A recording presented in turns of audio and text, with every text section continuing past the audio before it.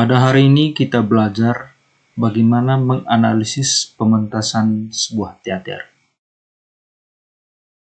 Secara khusus, kita mau menganalisis pementasan teater tradisional.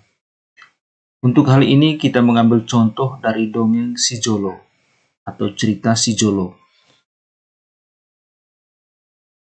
Hal pertama yang kita mau analisis adalah alur. Alur dari kisah Si Jolo atau dongeng Si Jolo adalah alur maju. Mengapa menggunakan alur maju? Karena kisah ini dimulai atau diawali dengan pengenalan tokoh-tokoh dan berakhir dengan konflik atau penyelesaian konflik. Hal kedua yang mau kita analisis adalah konflik. Ada beberapa tahapan atau bagian dari konflik atau analisis konflik ini. Tahap yang pertama adalah permulaan atau eksposisi. Dalam tahap permulaan atau eksposisi ini, kita mau melihat peristiwa apa atau hal apa yang memungkinkan akan munculnya sebuah persoalan. Peristiwa atau hal yang memungkinkan munculnya sebuah konflik. Sehingga di sini saya menulis, kakak-kakak si bungsu heran dengan si bungsu sebab selalu menuju ke belakang rumah dan ternyata si bungsu berteman dengan si Jolo. Inilah hal yang memungkinkan terjadinya konflik. Kalau mereka tidak heran dengan si bungsu, pasti tidak terjadi konflik. Tapi di sini kita melihat ada keheranan dari kakak-kakak dengan si bungsu yang selalu bangun pagi dan menuju ke belakang rumah. Inilah permulaan atau eksposisi.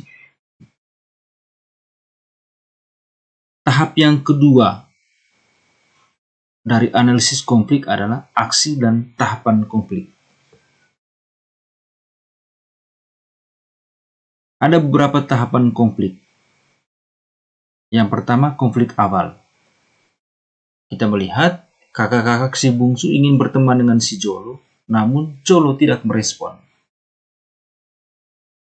Puncak konflik, kita melihat kakak-kakak si bungsu mulai marah dan sakit hati dengan si Jolo.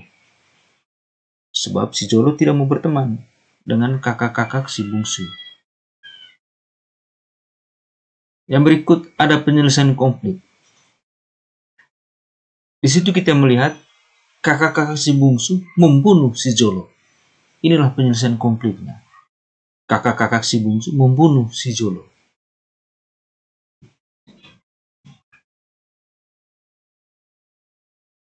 Bagian terakhir atau tahap akhir dari analisis konflik adalah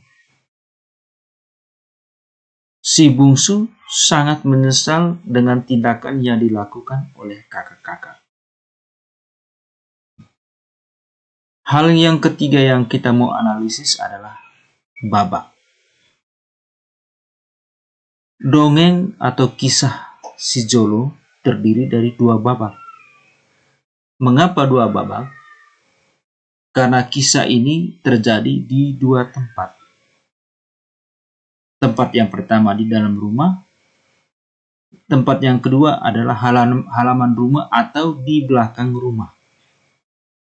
Sehingga ketika kita menulis naskah, kita menulis dongeng si Jolo menjadi sebuah naskah, maka kita akan menuliskannya dengan 2 babak.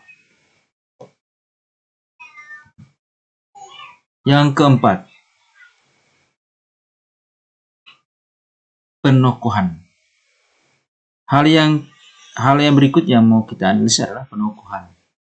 Yang pertama, si bungsu. Karakternya adalah penyayang, rajin, dan rela berkorban. Tokoh yang berikut adalah kakak-kakak si bungsu.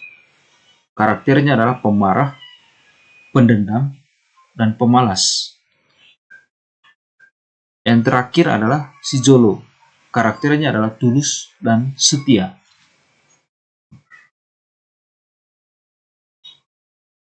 Akhir dari analisis kita adalah melihat pesan atau amanat dari kisah atau dongeng si Jolo. Kisah si Jolo juga dialami atau terjadi dalam kehidupan kita manusia. Kita diajarkan untuk tidak mudah iri hati dan berlaku kasar dengan sesama kita. Kita dinasihati untuk saling menyayangi, bahkan kita juga diminta untuk menghargai dan melestarikan keutuhan alam ini. Sekian dan terima kasih.